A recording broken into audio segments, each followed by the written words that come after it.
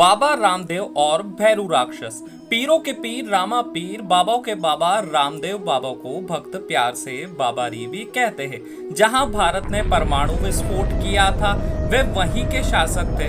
मित्रों, मध्यकाल में जब अरब, तुर्क और ईरान के मुस्लिम राजाओं द्वारा भारत में हिंदुओं पर अत्याचार कर उन्हें मुस्लिम बनाया जा रहा था कि तभी एक हिंदू घराने में माता मृणादे की कोख से द्वारकाधीश के अवतार सिद्ध पुरुष ने जन्म लिया, जिन्हें हम प्यार से बाबा रामदेव कहते हैं।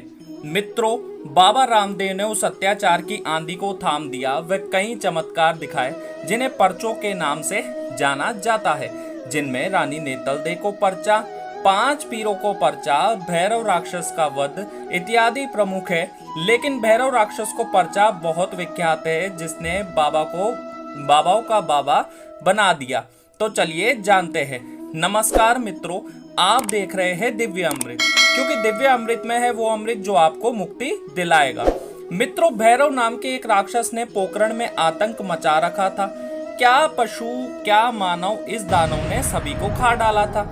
यह राक्षस इतना खतरनाक था कि इसने 36 कोस भूमि को मानव रहित कर डाला था। जब भैरू राक्षस का आतंक बढ़ने लगा तो गांववासी वहां से पलायन करने लगे।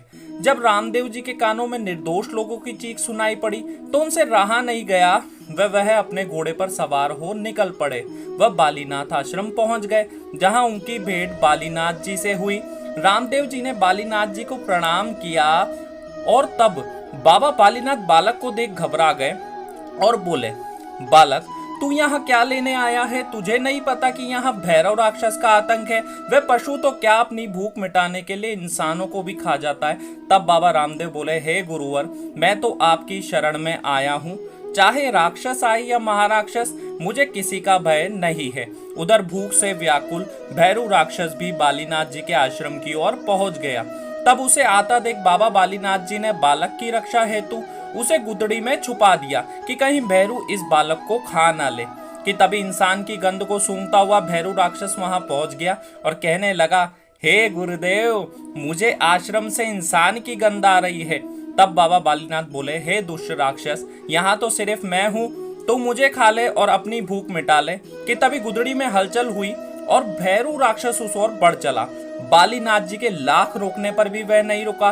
वह उस गुदड़ी को हटाने लगा, लेकिन वह गुदड़ी तो द्रौपदी के चीर की तरह बढ़ती ही जा रही थी। जब वह भूख से व्याकुल राक्षस थक गया तो उसने बालीनाथ जी से कहा कि ये मनुष्य कौन है? तभी रामदेव जी गुदड़ी से निकले और कहा, हे भैरू, मैं तेरा काल रामदेव हूँ।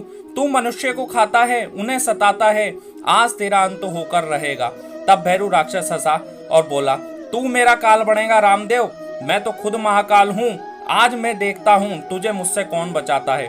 तब भैरू राक्षस हवा में उड़ चला। वह रामदेव जी अपने घोड़े पर सवार हो उसके पीछे चल पड़े। तब दोनों के बीच घनघोर युद्ध हुआ। क्या अस्त्र क्या शस्त्र, खूब जोर आजमाइश हुई। अपनी पराजय होती देख भैरव राक्षस वहां से भागने लगा। वह कैलाश टेकरी के पास एक गुफा में जा घुसा। तब बाबा ने एक ही शस्त्र के प्रहार से उसका वध कर डाला। जबकि कुछ लोग मानते हैं कि अपनी हार मानकर भैरू उनकी शरण में आ गया था।